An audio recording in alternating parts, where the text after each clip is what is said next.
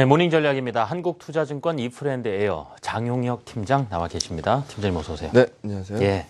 자, 유럽의 양적 완화 발표 이후에요. 지금 유로 약세 아주 가파르게 움직이고 있고요. 유럽 증시는 좀 훈풍 불고 있는데 독일 증시는 거침없이 올라가고 있고요. 그런 겉으로 보이는 건 있는데 확실히 시장 내내 속속들이 어떤 변화가 일어나고 있는지 좀 더 구체적으로 알고 싶긴 하거든요. 네. 예. 매월 500억 유로도 아니고요. 예. 600억 유로가 발표가 났습니다. 시장 기대치를 크게 뛰어넘는 수준인데요. 이거 양이 얼마나 되는 거냐 궁금하신 분들이 계실 것 같아서 표 하나 준비했습니다. 보시죠. 2차 QE 때 약 9개월 동안에 6천억 달러 샀는데요. 이 사이즈를 계산해 보면 매월 한 650억 달러 정도 되죠. 요거 환산하면은 600억 유로 정도 됩니다. 네. QE2 정도 해당되는 사이즈로 지금 ECB가 매입하기 시작했다라고 보시면 돼요. 절대 작지 않은 사이즈죠. 그리고 3월서부터 최소한이라는 단어를 썼습니다. 최소한 내년 9월까지 매입하겠다. 최소한이면은 표현을 뒤집어 엎으면 더 살 수도 있다는 얘기예요. 그럼 이런 부분들 보고 있자라면은 굉장히 큰 양, 굉장히 긴 사이즈. 이번에 ECB가 제시를 했다. 독일이 계속 신고가를 쓰는 이유는 따로 있다라는 거죠. 그래서 그런 부분을 한번 보시면 될 것 같고 여기서 보시는 것처럼 ECB의 대차 대조표가 2조 유로 수준에서 3조 유로대로 올라가기 시작합니다. 이게 어떤 의미를 갖냐 하면 페드가 멈추고 나서 BOJ가 움직이고 있을 때 이걸로만은 부족하다라는 인식이 지배적이었기 때문에 추가적으로 무언가 필요하다라는 인식입니다. 근데 그 부분을 이번에 ECB가 채웠다라고 보시면 될 것 같습니다. 그럼 이런 그림이 나왔을 때 시장은 어떻게 반응했느냐? 요거 한번 보시죠. ECB 대차 대조표가 늘어나는 시점. 여기서 보시는 것처럼 12년도까지는 ECB 대차 대조표가 줄지 않았어요.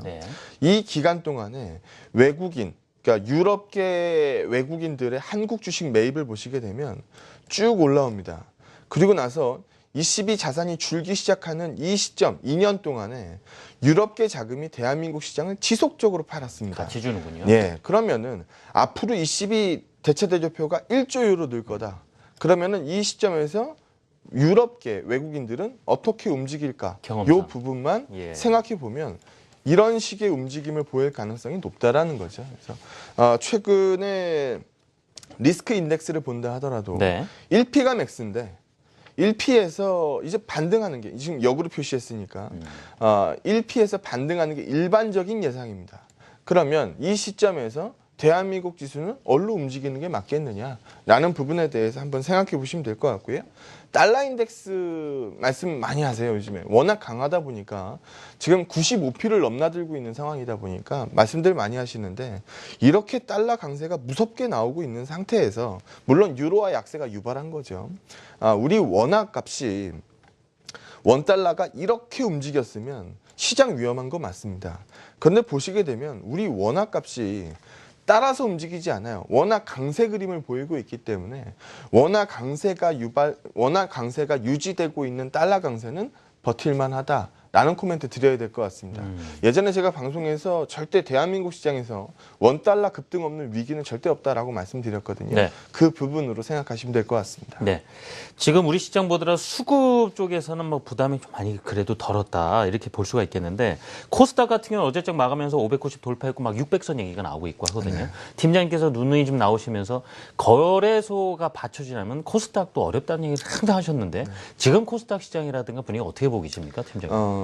만약에 지금 이 자리에서 거래소가 미친 듯이 빠지고 코스닥이 미친 듯이 올라서 이 수익률 갭이 더 벌어질 수 있을까라고 저한테 물어보신다라고 하면 전 아니다라고 말씀드립니다. 그런 시장은 없어요. 시장에서 제일 필요한 건 균형 논리입니다. 이쪽이 안 되니까 다른 쪽으로 풍선 효과가 갈 수는 있어도 이 풍선 효과가 지속적으로 움직이긴 어렵습니다. 즉 거래소가 따라서 같이 오르든가 아니면은 너무 많이 오른 코스닥이 좀 내려오든가 둘 중에 하나는 분명히 나올 거라는 거죠. 그래서 요 그림 한번 보시면은 최근에 수급표를 보시게 되면 외국인들의 움직임을 한번 보시면은요. 선물 쪽에서 이미 상당 부분 움직였어요.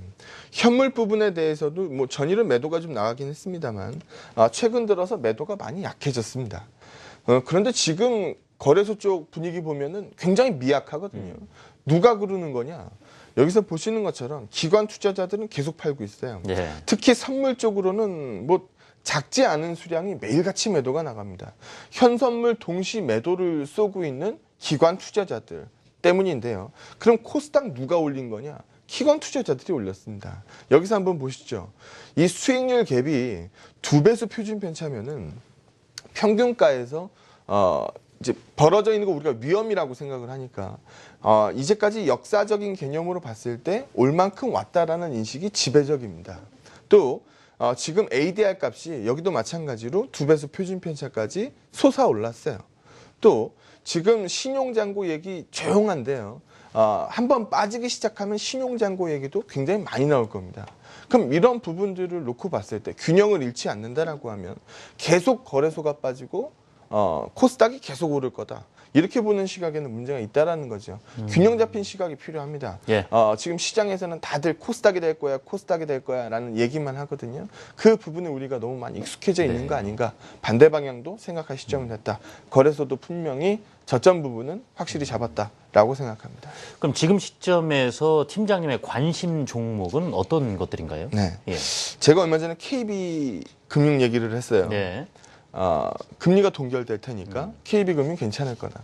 36,000원 정도, 35,000원대 얘기를 했는데 지금 38,000원대입니다. 조금씩 오르고 있어요. 예, 야금야금 올라요. 그러니까 코스닥 주식처럼 하루에 뭐 9%, 10% 이렇게 쏘지는 못해도 야금야금 오릅니다. 그게 무서운 건데. 네. 그리고 지금 차트가 나오고 있네요. 네.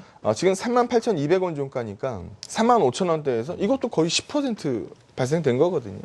그러면 이런 논리로 쳐다보면 밸류에이션이 괜찮구나. 밸류에이션, 저밸류에이션 종목들도 한번 움직였구나라는 생각 다들 하실 겁니다. 그리고 원달러가 계속 빠지거든요. 네. 원달러가 계속 빠지면 이 음식료 업종에서 생각했을 때는 원재료 값이 계속적으로 줄어든다는 얘기니까 수입할 테니까 원재료 값이 계속 줄어듭니다. 대상 주가 한번 볼까요? 대상 주가 한번 보시면 이게 2분기 연속 원인 쇼크를 맞다 보니까 네. 기대치가 없어요. 이번에도 실적에 대한 눈높이, 기대치가 없기 때문에 시장에서 실망할 일도 없습니다. 근데 이런 주식들이 올라오기 시작한다라는 거죠. 네. 이런 컨셉에 맞춰서 보시면 괜찮을 것 같고요. 현대자동차 그룹에 대해서도 조금 더 코멘트를 드리면 네. 지금 확실히 롱숏이에요. 가장 실적이 안 좋은 기아차, 이쪽으로는 숏이 몰리면서 가장 안 좋은 시세가 나오는 거고 네. 가장 양호하게 움직이고 있는 현대모비스 이쪽은 실적이 가이던스를 넘었으니까 이쪽은 롱사이드가 몰리고 있다고 생각하시면 됩니다. 같은 자동차 업종 내에서도 롱숏이 갈리고 있는 상황입니다. 그러면 다른 종목들 완벽히 수급장이기 때문에 외국인이 됐든 기관이 됐든 수급표의 중심이 잡혀있는 쪽에서 움직이는 게 필요해 보입니다. 네, 지금까지 화요일의 모닝전략 한국투자증권 이프랜드예요. 장영혁 팀장과 말씀 나눴습니다. 수고하셨습니다. 네, 고맙습니다.